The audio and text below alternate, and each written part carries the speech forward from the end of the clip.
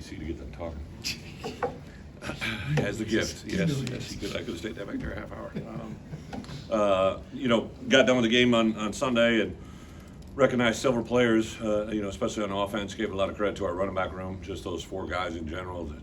The way the game kind of played out. We talked about establishing identity and playing with physicality. And Reggie was the first off the bench. Then Josh. Obviously, I think the way the order went.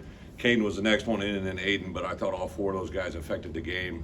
And to have that kind of come through was really, really good. I did think Luke, in retrospect, looking at the game film, I liked the way he handled and managed. There was a couple things that he created on his own.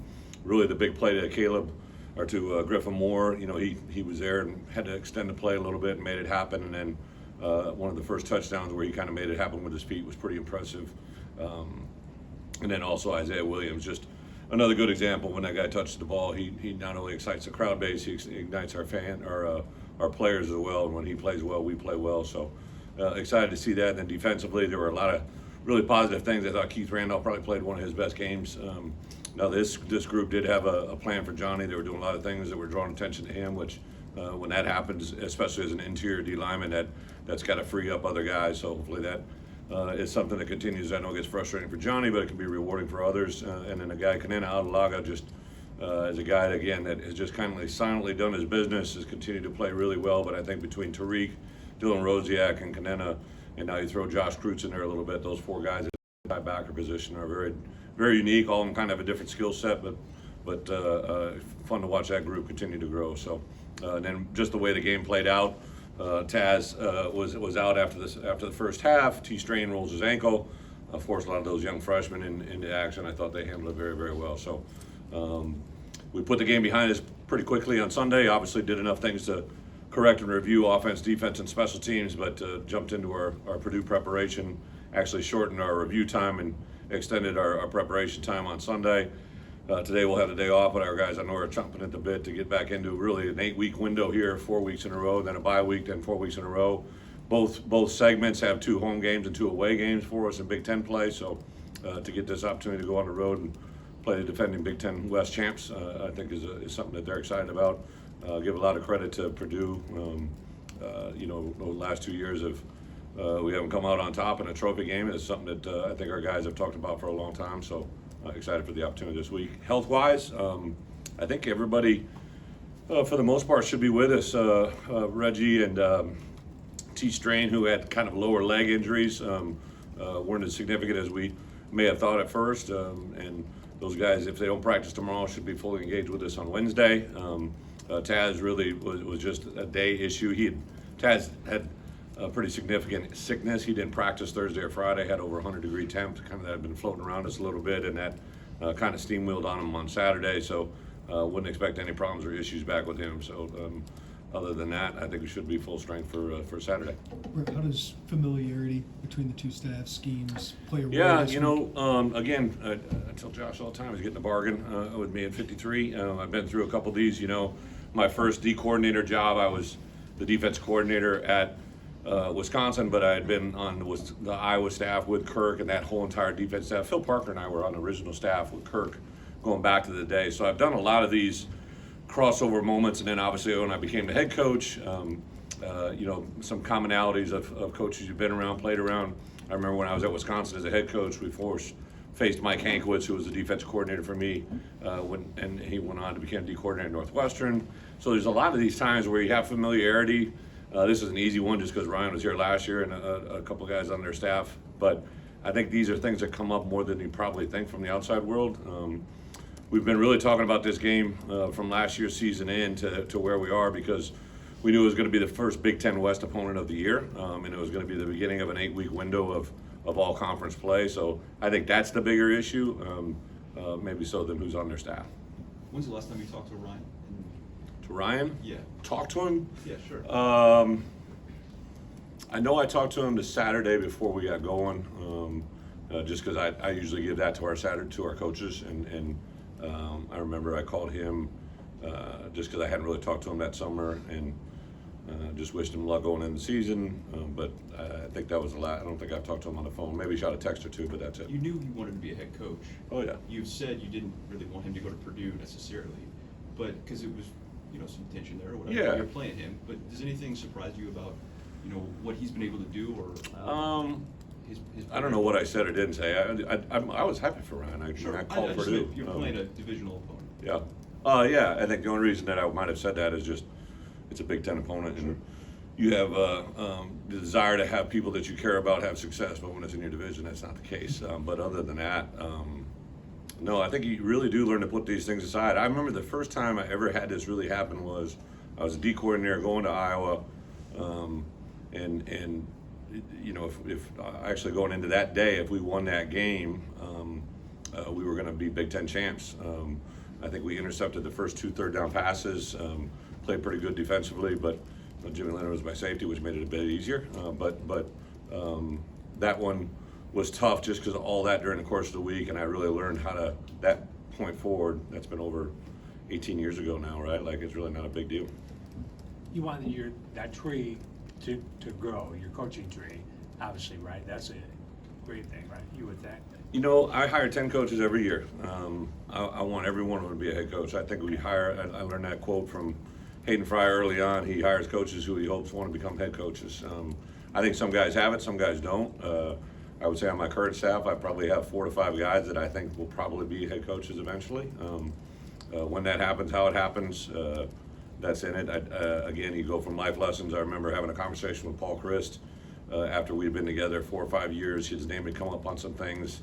There was a job open at Kansas, if I'm not mistaken. I knew the AD. I let Paul and the AD interview at my house because they both wanted to be off record kind of, so I set it up and let them interview in my house and let them cross paths. It didn't end up happening, but then when Paul eventually became the Pitt job, I remember specifically walking down to his office and saying, hey, do you want this one? I know Coach is tied into their Coach Alvarez at that time, and we did everything we could to get that job, and that's Dave Dorn when I helped him get the Northern Illinois job, when he was defensive coordinator for me, Chris Ash getting the Rutgers job, Charlie Partridge getting the FAU job. I get calls all the time. The search firm that did the Purdue job, I introduced Ryan to the director of that search firm a year prior. So, there's just, if you hire good coaches, you know what's going to happen. It's just, you just don't know when. Right, Aaron was kind of Nicario Harper, just maybe his what? Nicario Harper in terms of his development and probably personal growth. Yeah. What would you see out of him, and what can he add? I say this all the time. Everything adds together, right? 2 + 2 = 4. So does a 3 + 1 or 6 - 4. 6 - 2 is 4, right? Like, you can get to different numbers easily. Nicario Harper, we had an academic meeting every Thursday, and he had 2 A's in the classes that he was in. He's a grad transfer guy, right? And I walked up to him on Tuesday or Wednesday of last week because I knew he was going to be his first start. And I said, 2 A's, huh? And he looked at me and he goes, what do you mean? I go, you got 2 A's going in grad classes. I go, when was the last time he had 2 A's in grad classes? And he just smiled. He goes, I've never had 2 A's, coach. And I'm like, I go, it's the same reason I think you'll have success on Saturday, right? Like, he just has learned how we do things here. There was a point last spring where I got to have an academic meeting. It wasn't really as pleasant as that. And I kind of said, listen, this is how we do things. And if you buy into this and follow it, you'll be rewarded forever. And he's been doing that.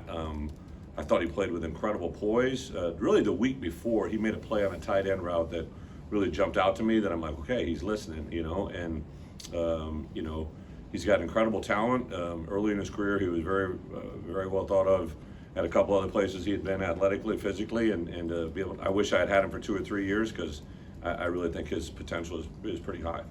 Coach, there doesn't appear to be any clear-cut favorite in the Big Ten West. Have you talked to the team about the opportunity they have to maybe to win the division, or is it one game at a time? Yeah, again, we've known each other going on 3 years now, right? Like, we focus on the task at hand. We always talk big picture items, in general, but I think, like I said at the beginning of the press conference, we've been talking about this for a while because it was our first opponent in the Big Ten West that we were going to play.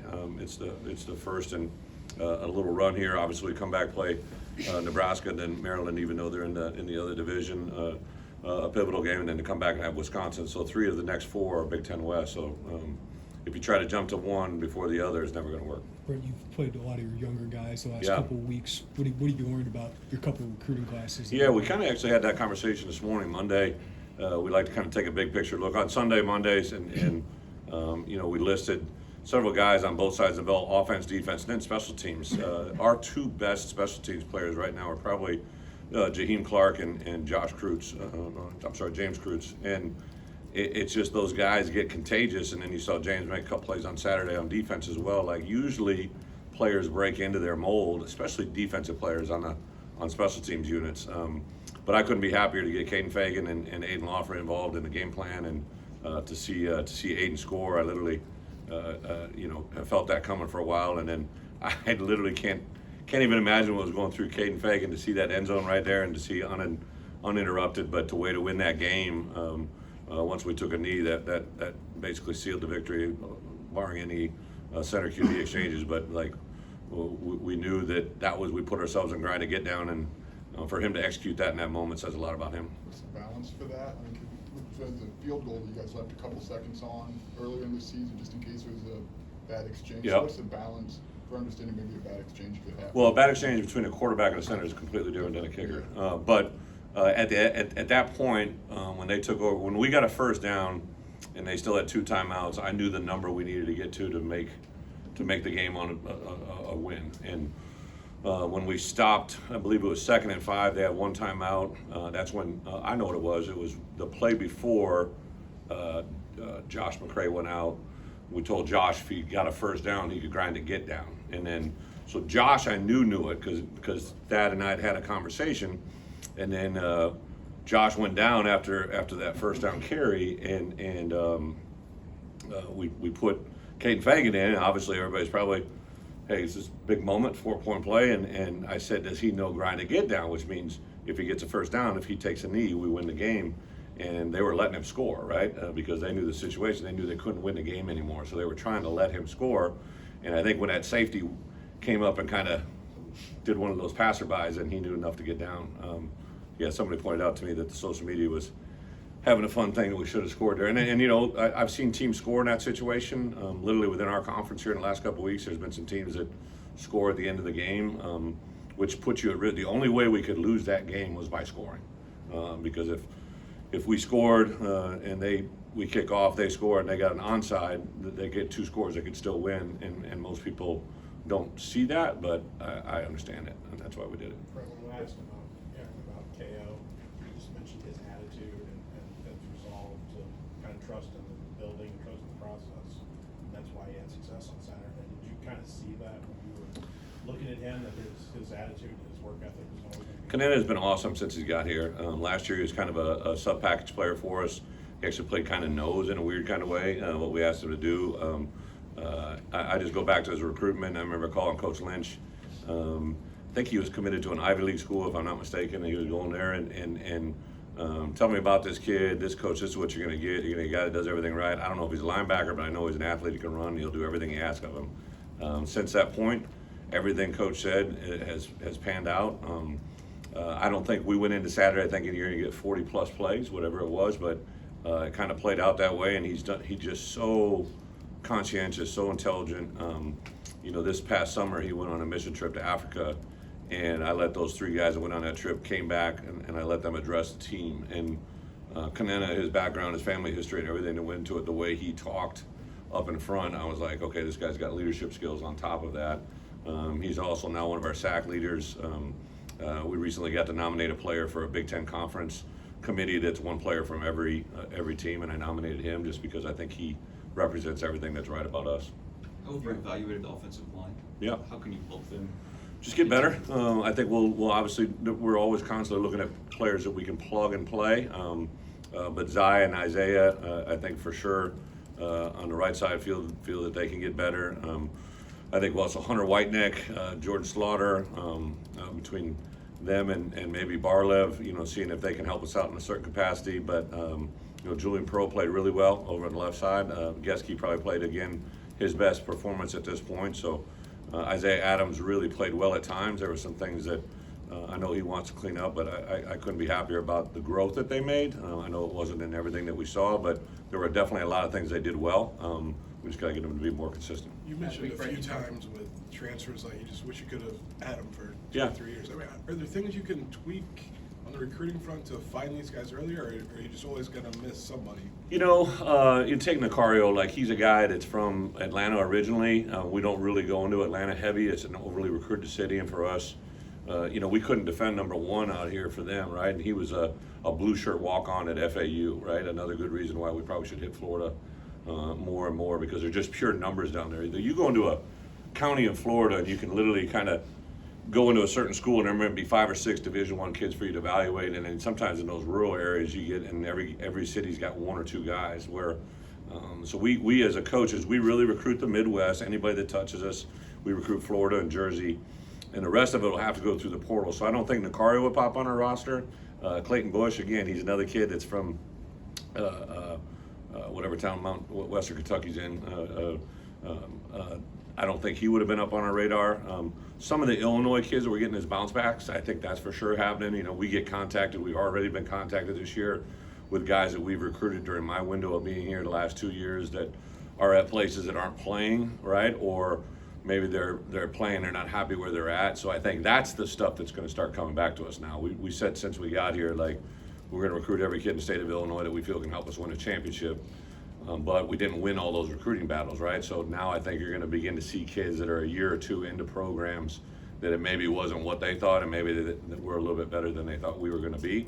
And I think that's when we're going to start to get some of those dividends. Brett, last week you were talking about finding identity, finding your strengths. Any more clarity there after another game? Absolutely. I think anytime you know, especially defensively, I thought, you know, I didn't want to see it, but when we made that defensive stand down there, 4th down, we get a, you know, stop. Offense goes out, 1 play turns it over, and we go back out and stop them 4 plays in a row. To hold an offense inside the 15-yard line for 18 plays, or for 8 straight plays without a score, that's something you can hang your hat on. Offensively, I think obviously it didn't start out great. We started out good, we went down the field on a 4th and 2.5. You know, I think we thought it was probably a 4th and 1, so like we can definitely get better on what we want to get done there. But the idea was to be aggressive and try to come away with a touchdown in that first one. So that's why we went for it, but we didn't get to the first down. So that put us behind a little bit there. But to be down 10-0 to have them respond and the big play hits. You know, Griffin Moore is a guy, I give Barry a lot of credit. Barry's been in love with Griffin Moore since he got here, just to what he brings, the attitude, the skill set.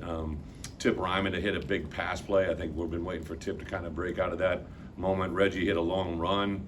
Josh really ran with purpose. I think Luke, sitting where he was a week ago, to come back and play the way he did and created some things with his feet. I think it's a different demeanor to watch that on film. Special teams, I thought David Alano came in and sent a message about what he can do with his leg.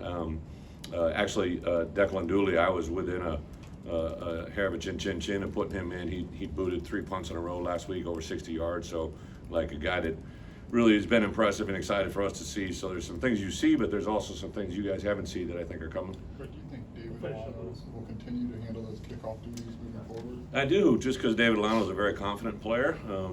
I sat him down after week 1 and said, hey, we're, you know, going to go with Caleb as the first string field goal and kickoff, but you're right there. Just keep doing what you're doing. He had a couple of good weeks, and I talked to him. I said, hey, well, I see, you know, we got 4 games that we can play with here to use you and not use your redshirt year. And he looked at me and goes, I'm not going to need a redshirt year.